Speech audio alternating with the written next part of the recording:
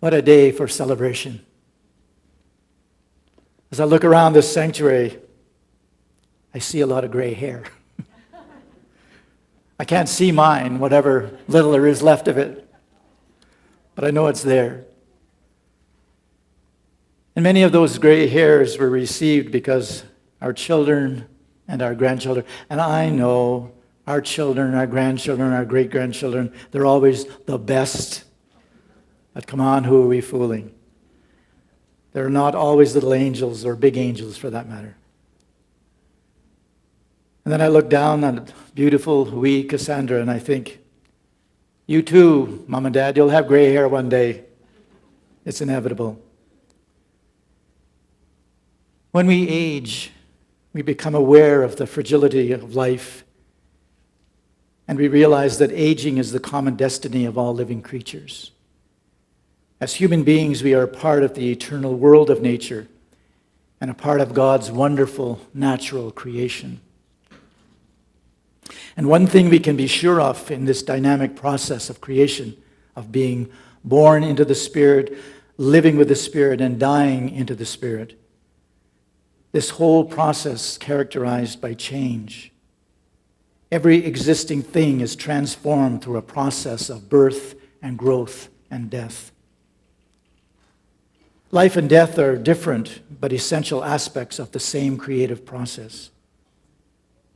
And as we grow older, it is my experience, and I have been told, we think more about our mortality, and somewhere along the journey, there is less reflecting on what is to come and more reflecting on our memories and our relationships of the past. And sometimes we forget that the most important time is right now. And how exciting it is just to breathe and live the Spirit and to thank God for each and every moment of every day. Yes, I am fully aware that this is not Kansas, and life is not always a yellow brick road. I am fully aware that there are many, many twists and turns in the journey. But I am also aware that as I accumulate my gray hair and lose it as well, God is always there, right with me, nudging me along when I'm tentative, leading me along when I'm a bit weaker, walking beside me when things need to be celebrated or enjoyed, and watching over me when I'm acting just a little bit foolish. There is an unmistakable ebb and flow in the total creation. It is nature's law that living organisms should eventually retire from the scene and make room for newborn generations. And in this sense, then life affirms itself through death. I remember in the wee hours of the morning, many years ago, I was nursing in a small hospital in northern British Columbia. My colleague was in the case room, helping to bring a new life into the world. And the call light went on in a room down at the end of the hall. It's a room where a man was dying. When I entered the room and I went over to Bill's bed, he looked up to me with the most serene look in his face and he said, "It's time to go, Frank. It's time to make way for that new kid on the block." I didn't get what he meant at first, and when I did, I couldn't understand how he knew that a baby was being born at exactly the same time at the other end of the hospital. I asked him if he was afraid. He said, "No, but you can sit for a while if you want to." I said, "It's not busy right now." So I sat by his bed for a while, and he slipped away peacefully in the next 20 minutes to half an hour. It's never easy to let go of someone, to say that final goodbye. But each one of us must die for the sake of life, for the flow of the stream is too great to be dammed in any pool. For the growth of the seed is too strong to stay in one shape. And because our bodies perish, we are greater than we know. One of my most vivid childhood memories is that of my grandmother sitting in her chair in the kitchen in the farmhouse many, many years ago. She sat much of the time at the kitchen table in her armchair with her knitting needles clicking away, making countless pairs of wool socks. We used to call them pit socks because it was wool socks that the miners wore down in the collieries mining coal. She always had a pair to knit because she brought 13 children into the world, and I often wondered how she ever kept track of all those grandchildren. She was round and soft, her beautiful gray hair pulled back neatly into a bun, and she always wore an apron, even though her kitchen duties had long since stopped. Her very old and very worn Bible sat by the knitting table at her side, in front of the box radio, because it was always handy and used when she needed inspiration, and always in front of the radio because God's word came first before the 6 o'clock news. My grandmother loved to hold little babies on her lap and coo at them and make them smile. Or when we were too big to sit on her lap, she would gently hold her hand in the soft palm and hold us transfixed as she would tell us any story you wanted to hear from her old worn Bible. She would hug you gently but firmly in her big farm wife's arms, and then as you squirmed, she'd kiss your nose or your ear or your forehead. She taught me all I needed to know about love, about acceptance, not tolerance, acceptance, honesty, fairness. And if you wanted to get ahead in this world, you had to work for it. God would provide, but you would be foolish if you didn't use what God provided.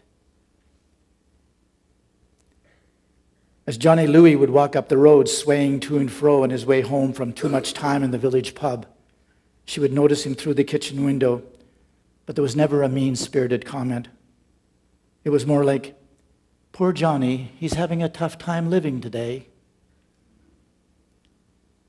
My grandmother taught me about the value of life, how it doesn't matter if you're 90 or 9. Your life is very important, and God values you no matter what age you are. She would say, "Age is just a number, Frankie. God has given you this wonderful gift of life. You can get on the train and make the best of the journey, or you can sit in the station and watch the train go by." My grandmother also taught me about hope, and I'm so glad you picked that anthem, George. I once heard a story about a submarine which sank in the Atlantic Ocean during the Second World War. A rescue team was sent down in a diving bell to attempt to rescue the trapped crew members.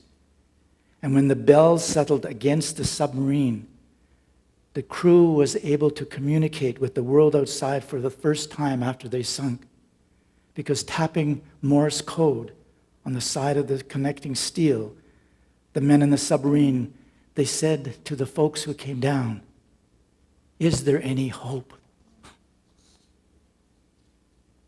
Is there hope?" This is one of the most crucial questions of life. In many ways, each of us taps out the question from the various situations which sink and imprison us.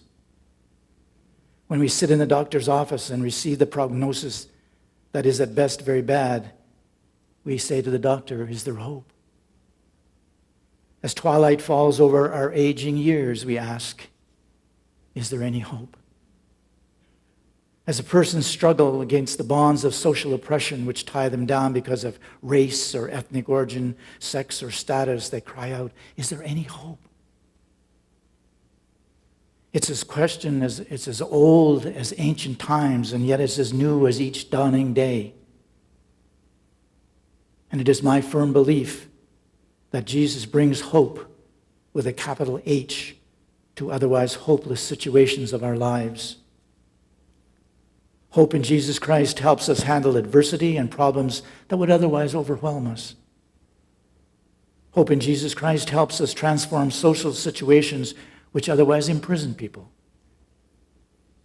So no matter where we are or where we go, Christ is with us, bringing hope to those hopeless situations. As we grow older, we begin to lose our friends and loved ones. It's another natural change in the journey. The other day, I received a phone call from a friend of mine in Vancouver, and he was telling me that a common friend of ours was sick and dying. And as we shared our memories and laughed about the times that we shared together, he mentioned that our friend will be 80 on July the 1st. And I said, but how can that be? How can my old friends be that old when I haven't been getting any older? That's what he did. He laughed. So with that in mind, I want to close with a poem by a woman named Joan Tessier. And it's titled, I'll Still Be With You. Don't worry, he said. Don't worry, she said. I'll always be with you. When I leave this world, I'll still be around. When you hear a bird sing, when you feel the gentle breeze on your face, when you see the stars twinkling in the sky, when you see the first dandelion in the spring, or when you see the beautiful dragonflies flitting by, when you hear the thunder roll and see the lightning flash, in all of this and more, I will be with you. When you see and feel all of these wonderful things, be filled with awe and think of me. So do not worry, do not be afraid. I'm not really leaving, only changing. My love for you will always be, for I will live on in the deep presence of the Holy One and part of everything that is and everything a part of me. And for this we say, thanks be to God.